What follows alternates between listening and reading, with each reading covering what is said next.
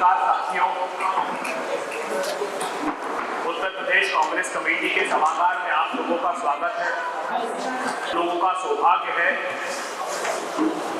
कि देश के बुजुर्ग नेता, पूर्व मुख्यमंत्री मध्य प्रदेश और सामाजिक न्याय की क्रांति के पुरोधा आदरणीय दिग्विजय सिंह जी हम लोगों के बीच हैं।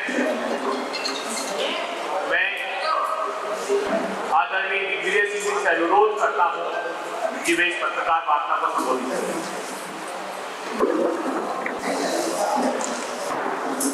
धन्यवाद अभय जी, धन्यवाद राय साहब, उपस्थित सभी आदरणीय साथियों।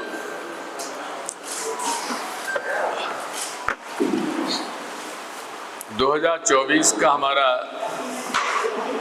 लोकसभा चुनाव देश का पूर्व के लोकसभा चुनाव से थोड़ा भिन्न है, क्योंकि पूर्व के लोकसभा चुनाव में भारतीय संविधान या लोकतंत्र पर कहीं किसी को शंका नहीं थी कि इसको भी परिवर्तित किया जा सकता है स्वरूप को। लेकिन जिस प्रकार से भारतीय जनता पार्टी और स्वयं प्रधानमंत्री जी 400 पार की घोषणा कर रहे हैं और जिस प्रकार से भारतीय जनता पार्टी के कई सांसद नेताओं ने संविधान को बदलने का जो की मंशा जताई है, वो अपने आप में संकेत देती है कि आखिर 400 पार की आवश्यकता क्यों पड़ी। केवल इसीलिए शायद उनकी जो गुप्त एजेंडा है वो देश में नया भारतीय संविधान लाने का उनका कुटिल प्रयास है, क्योंकि सन 1950 से इन्होंने भारतीय संविधान को स्वीकार नहीं किया है संघ ने। और आज भी अनेक, यदि स्वयं मोहन भागवत जी का यदि आप बयान देखेंगे तो उन्होंने आरक्षण के मामले में कई बार प्रश्न चिन्ह लगाया है। तो आज जो देश के हालात हैं उनका प्रमुख मुद्दा तो आज यही है। हम लोगों ने संविधान को पास करके संसदीय प्रणाली को अपनाया और संसदीय प्रणाली के अपनाने के बाद सरकार बनती है और जो सरकार बनती है वो अपनी नीयत और नीति जो वो कानून और नियम बनाती है उसमें परिलक्षित होती है। यदि आप देखेंगे तो 2014 में पहला ऑर्डिनेंस नरेंद्र मोदी जी जो लाए वो था भूमि, हमारा जो अधिग्रहण अधिनियम लैंड एक्विजिशन एक्ट 2013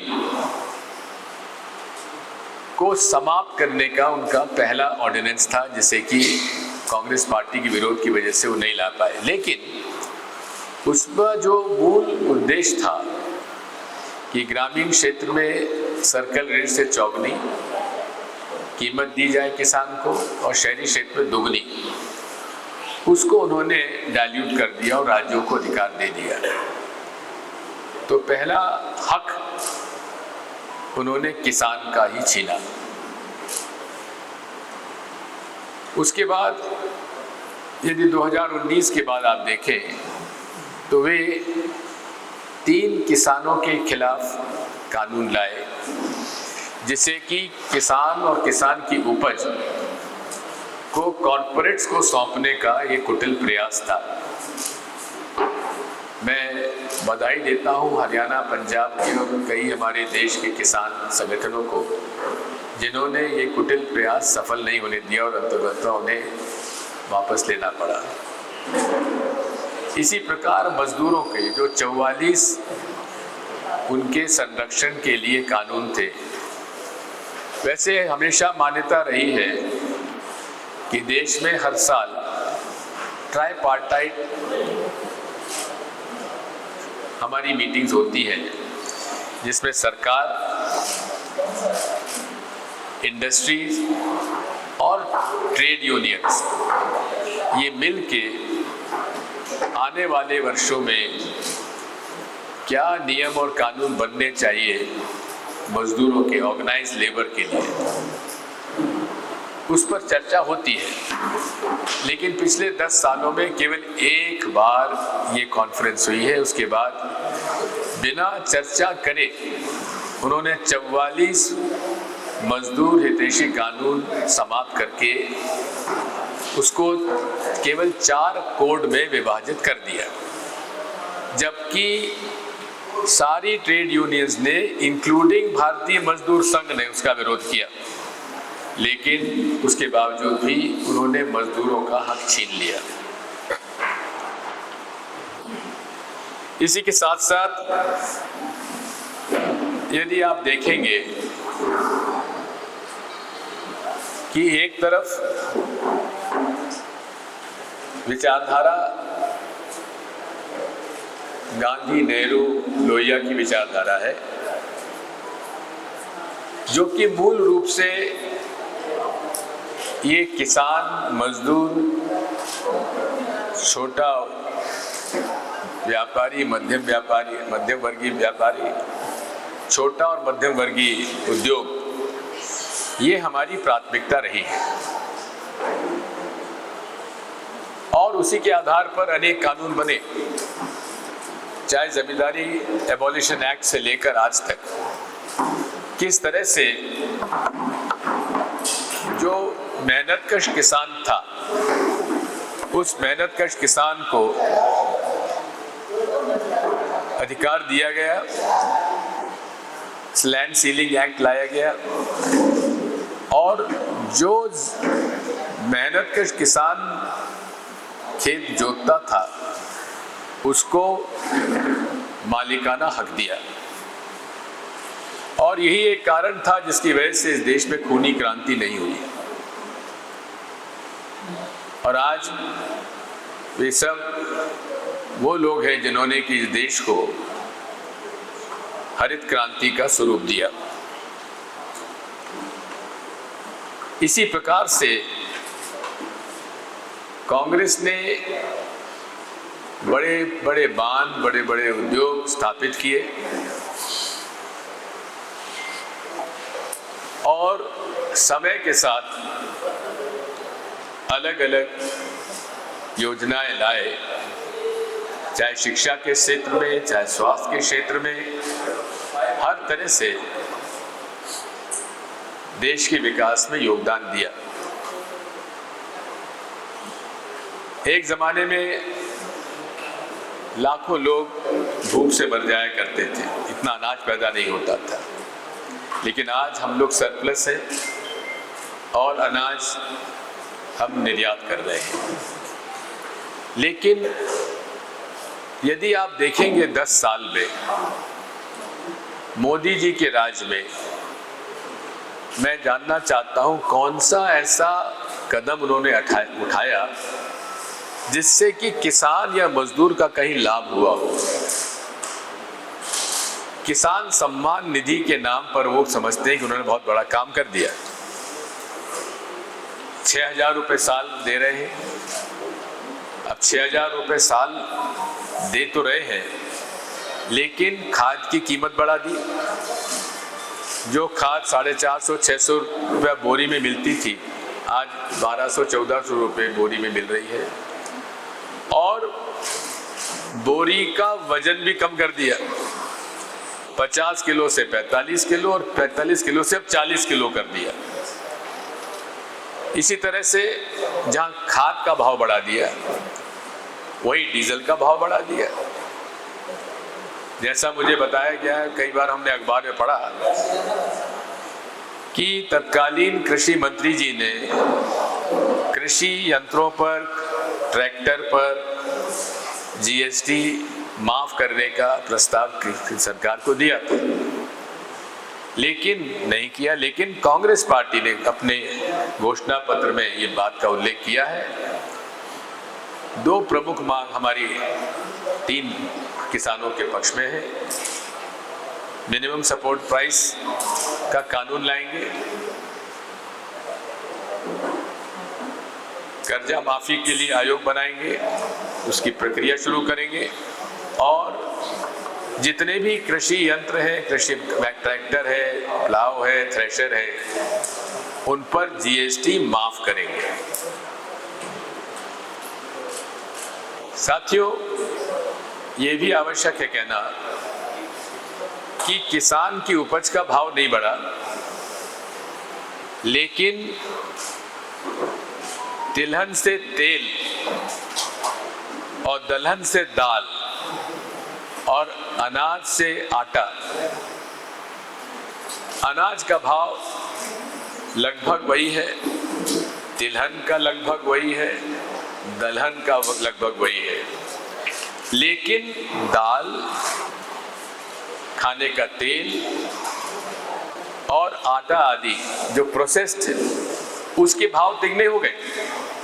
यानी कि किसान के द्वारा मेहनत से उगाया हुआ अनाज, चाहे अनाज हो, चाहे तिलहन हो, चाहे दलहन हो, उसका भाव नहीं बढ़ा, लेकिन खाने का तेल तिगुना बढ़ गया और दाल का भाव बढ़ गए। हमारे उत्तर भारत में अक्षय तृतीया के दिन एक परिपाटी है, सोना खरीदा जाता है। एक जमाने में 5 बोरी गेहूं बेच लेते थे तो 1 तोला सोना आ जाता था। आज वही 1 तोला सोने के खरीदने के लिए किसानों को लगभग 20 से 25 बोरी क्विंटल अनाज बेचना पड़ेगा, तब 1 तोला सोना आएगा। यानी कि किसान गरीब से गरीब होता जा रहा है और बड़े बड़े व्यापारी, बड़े बड़े उद्योगपति और अरबपति और खरबपति होते जा रहे हैं। और इसीलिए राहुल गांधी जी ने ठीक कहा था 2014-2015 में कि मोदी जी की सरकार ये किसान मजदूर विरोधी है, सूट बूट की सरकार है, इससे बेहतर कोई, मैं कहता हूँ, भविष्य में उसका वक्तव्य नहीं हो सकता था। और वो सही निकला। बात वही है कि पिछले 10 साल में मैं तो भारतीय जनता पार्टी से पूछना चाहता हूँ कि किसान और मजदूर, छोटे और मध्यम व्यापारी और छोटे और मध्यम उद्योग के लिए उन्होंने कौन सी नीति, कौन सा कानून बनाया, कौन से नियम बनाए जिसके माध्यम से किसान, मजदूर, छोटा मध्यम व्यापारी, छोटा मध्यम वर्गीय उद्योग, यदि देखें तो नोटबंदी में सबसे ज्यादा नुकसान हुआ है तो छोटे और मध्यम उद्योग को। 2 करोड़ से ज्यादा लोगों को बेरोजगार हो गए, कई छोटे मध्यम उद्योग बंद हो गए और पूरे तरीके से यदि आप देखेंगे कि अर्थव्यवस्था पूरे पूंजीपतियों के हाथ में चली गई। राहुल गांधी जी ठीक कहते हैं कि उन लोगों ने 22 परिवारों को अरबपति से खरबपति बना दिया, हम करोड़ों को लखपति बनाएंगे। किसान और मजदूर का 1 रुपया भी कर्जा माफ नहीं हुआ। किसका कर्जा माफ हुआ? उन लोगों का कर्जा माफ हुआ जिन्होंने हजारों करोड़ रुपए लेकर भाग गए। 16 लाख करोड़ का कर्जा 10 साल में बड़े बड़े उद्योगपतियों का कर्जा माफ हुआ है। मोदी जी, अगर आप 16 लाख में से केवल 1.3 लाख करोड़ किसानों का कर्जा, जिस तरह से हमने 72,000 करोड़ का कर्जा माफ किया था, अगर आपने वो कर दिया होता तो कम से कम ये तो आप कह सकते थे किसानों को कि हमने तुमको कर्ज मुक्त कर दिया। लेकिन उनकी प्राथमिकता में न मजदूर है, न किसान है, न छोटा व्यापारी, मध्यम व्यापारी है। राहुल गांधी जी ने भारत जोड़ो यात्रा की, लाखों किसान, मजदूर, गरीब, अमीर, सब लोगों से मिले, हर वर्ग के लोगों से मिले, और फिर उन्होंने मिजोरम से लेकर मुंबई तक की यात्रा की, और सबसे चर्चा करने के बाद हमारा चुनाव घोषणा पत्र आया।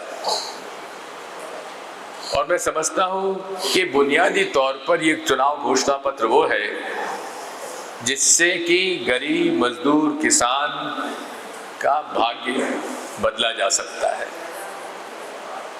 जिस प्रकार से हम लोगों ने न्याय योजना के अंतर्गत 2019 में चुनाव घोषणा पत्र में वादा किया था, अगर सरकार बनती तो हर गरीब परिवार की महिला को 6,000 रुपये माहवार का अनुदान उनके खाते में जमा किया होता, लेकिन वो नहीं हो पाया।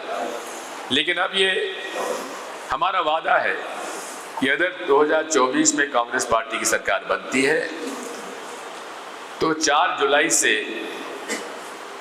महिलाओं के खाते में 8,500 रुपये माहवार तत्काल उनके खाते में जमा होना चालू हो जाएगा। और उसके बाद जितने भी युवा ग्रेजुएट होते हैं उन्हें अप्रेंटिसशिप करते हुए 1 लाख रुपए साल में दिया जाएगा। ये एक मोदी गारंटी नहीं है, ये है मल्लिकार्जुन खड़गे और राहुल गांधी की हस्ताक्षर के साथ गारंटी, जिसका कि भाजपा को बड़ी आपत्ति हुई। उन्होंने चुनाव आयोग को आपत्ति की इस मामले में कि इसको फॉर्म ना भराया जाए। क्यों ना भराया जाए? अरे भाई, हम लिखित रूप से गारंटी दे रहे हैं, आप मौखिक गारंटी। और मोदी जी की कौन सी गारंटी आज तक सफल हुई है? कौन सी मूर्त रूप दिया गया है? उन्होंने कहा था काला धन वापस आ जाएगा, कहाँ आया? भ्रष्टाचारियों को जेल भेजा जाएगा, कौन गया? जिन लोगों ने उनका विरोध किया, चाहे वो पत्रकार क्यों ना हो, उद्योगपति क्यों ना हो और राजनेता क्यों ना हो, बिना किसी तथ्यों के उन्हें जेल भेज दिया गया। मैं 50 साल मुझे राजनीति में हो गए, लेकिन मैंने किसी भी राजनेता, प्रधानमंत्री छोड़ दीजिए, किसी भी राजनेता को इतनी सफाई से झूठ देते हुए मैंने नहीं देखा अपने जीवन में। एक झूठ बोलेंगे, जब तक लोगों के समझ में आए तो दूसरी झूठ, दूसरी झूठ समझ में आए तो तीसरी झूठ, लगातार झूठ बोलते चले जा रहे हैं। और अब तो हद इस बात की हो गई कि आंखों में आंसू डबडबा कर उन्होंने वाराणसी में कहा, माँ गंगा ने, जिन्होंने उन्हें आमंत्रित किया था अहमदाबाद छोड़कर वाराणसी आने में, कि अगर कोई भी राजनेता हिंदू मुसलमान के आधार पर राजनीति करता है, उसको राजनीति में रहने का अधिकार नहीं है। एक दिन बाद मुंबई जाकर कहते हैं, और कितना बड़ा झूठ बोलते हैं कि ऐसा मुझे बताया गया है, भारतीय कांग्रेस पार्टी सोच रही थी। यानी कि भारतीय कांग्रेस पार्टी क्या सोच रही थी, मोदी जी को जानकारी थी कि वो माइनॉरिटीज के लिए अलग से 15% बजट डालेंगे। अरे भाई, आप प्रधानमंत्री हैं, आपके पास तो हर चीज का एक्सेस है, जरा बता दीजिए कब कहा, किसने कहा। लेकिन उन्होंने कहा नहीं, डॉक्यूमेंट उनके पास नहीं, लेकिन उन्होंने कहा कांग्रेस क्या सोचती है मैं जानता हूं। इतने बड़े झूठ बोलने वाले आप लोगों ने देखे होंगे, कम से कम मैंने नहीं देखे। बात वही है कि आज इस देश में जो हालात हैं, गरीब गरीब होता जा रहा है, अमीर अमीर होता जा रहा है। यदि अभी आप देखेंगे आंकड़े कि आरबीआई के आंकड़े हैं कि एक साल में 1.5 लाख लोगों ने अपना सोना बैंकों में गिरवी रखा है। आप समझ सकते हैं कैसे व्यवस्था लोग चलाए जा रहे हैं। कई लोग आजकल ये मेरी फाइनेंस कंपनीज खड़ी हो गई हैं जो कि बड़ी ब्याज पर दरों पर लोगों से पैसा देते हैं और वसूल करते हैं। अभी मैं बुंदेलखंड में था, झांसी में था, वहाँ हर दिन कोई ना कोई किसान आत्महत्या कर रहा है और हर हफ्ते कोई ना कोई शिक्षित बेरोजगार आत्महत्या कर रहा है। बुंदेलखंड पैकेज राहुल गांधी जी ने मंजूर कराया था, लेकिन तत्कालीन राज्य सरकारों ने उसका दुरुपयोग किया और सदुपयोग नहीं हो पाया। आज हम लोगों ने हमेशा ये कहा है कि देश के हालात, सोशियो इकोनॉमिक जो सेंसस है वो होना आवश्यक है। कास्ट बेस्ड सेंसस 2011 में हो चुका है, 2021 में होना था, लेकिन कास्ट बेस्ड सेंसस 2011 को उसको उजागर नहीं किया। 2021 में तो कोरोना के नाम से टल गया, अब 2024 में आ गया और उसमें फिर भी नहीं दे रहे हैं। आखिर इसमें आपत्ति क्या है? जिन नीतीश कुमार जी ने इसकी शुरुआत की थी और उसका घोर विरोध मोदी जी ने किया था, आज उन्हीं के साथ उन्होंने हाथ मिला लिया।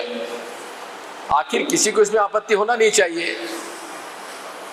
140 करोड़ के देश में जहां विभिन्न जातियां हैं, संप्रदाय हैं, समुदाय हैं, धर्म हैं, वहां पर कौन कौन से वर्ग की हिस्सेदारी हर क्षेत्र में है। जब तक सेंसस की रिपोर्ट हमारे पास नहीं आएगी तो नीतियां कैसे बनाएंगे? इसलिए हम कास्ट बेस्ड सेंसस के पक्ष में हैं और उसके आधार पर ही नियम और नीति बनना चाहिए। देश में युवाओं में निराशा है, विशेषकर हम देख रहे हैं युवक हमारे उत्तर प्रदेश और बिहार में अनेक पद खाली पड़े हुए हैं, लेकिन भर्ती नहीं हो रही है। भर्ती का विज्ञापन निकाला जाता है, युवकों से एग्जामिनेशन फीस वसूल की जाती है और फिर वो रद्द हो जाती है। घोर निराशा है। देश के लाखों युवा फौज में भर्ती होना चाहते थे, सुबह 4 बजे उठ के दौड़ लगाते थे, फिजिकल एक्सरसाइज करते थे, लेकिन उनकी आशाओं पर भी पानी फिर गया। मुझे झांसी में एक युवा मिला, उसने हमें बताया कि साहब मैं खुद फौज में भर्ती होना चाहता था, मैंने पूरी फिजिकल एक्सरसाइजेज भी कराई, दौड़ भी लगाता था। आप सब जहाँ 100 लड़के दौड़ लगाते थे, यहाँ 2-4 लड़के दौड़ लगाते हैं, क्योंकि अग्निवीर से हमारा सारा उम्मीदों पर पानी फिर गया। समझ में नहीं आता है कि आखिर जहाँ 30 लाख पद खाली पड़े हुए देश में, फिर भी ये नियुक्तियां क्यों नहीं कर रहे हैं? और हमारे चुनाव घोषणा पत्र में जो गारंटी है, जो राहुल जी ने और खड़गे जी ने दी है, उसमें प्रावधान है कि 1 महीने के अंदर प्रक्रिया शुरू कर दी जाएगी भर्ती की। साथ में हम देख रहे हैं कि महात्मा गांधी नरेगा, जो कि जॉब गारंटी कांग्रेस पार्टी ने दी थी, जिससे मजदूरों का पलायन रुका था। विशेषकर आप देखेंगे कि पूर्वांचल और बुंदेलखंड से बहुत बड़े पैमाने में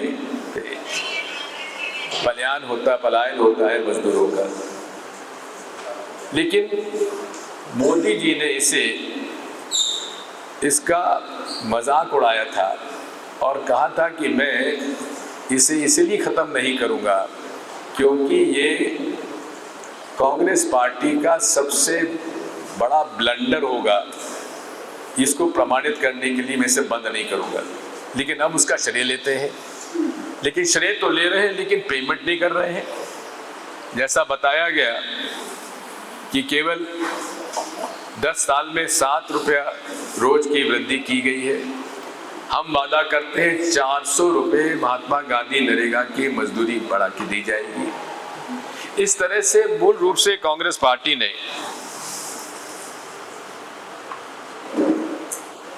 पूरे देश में गरीब, मजदूर, किसान, छोटा मध्यम व्यापारी, छोटा मध्यम उद्योगपति के हित में अपनी न्याय योजना प्रस्तुत की है।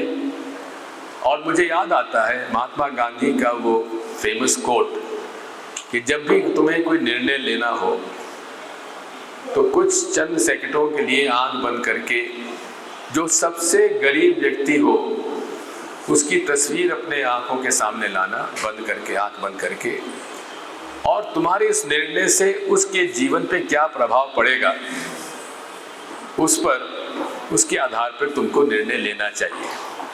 काश ये उनका वक्तव्य नरेंद्र मोदी जी अपने कैबिनेट रूम में लगा के रखें, ताकि हर निर्णय लेने के पहले कम से कम वो मंथन करें। गांधी जी को केवल चश्मे के रूप में लगा के उनका सम्मान ना करें, उनके विचार और विचारधारा को भी अपनाएं। ये हमारी उनसे प्रार्थना है। बहुत बहुत धन्यवाद। तो तमाम दबाव के बावजूद इन्होंने कोई पद नहीं लिया था। वो 10 साल बीतने के बाद ही इन्होंने फिर राजनीति में कोई पद लिया। इकलौते देश के नेता है। अब आपका सवाल आमंत्रित है। प्रधानमंत्री और केंद्रीय गृह मंत्री दोनों ये बातें कह रहे हैं कि कांग्रेस की सरकार आई तो राम मंदिर में ताला लग गया।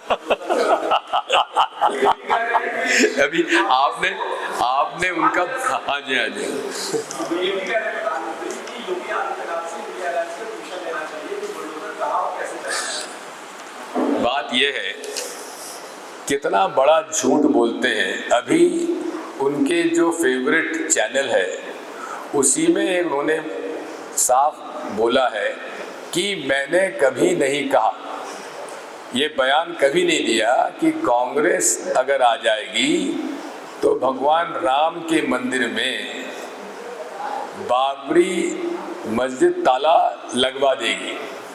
उन्होंने खुद ने मना किया, मैंने नहीं कहा।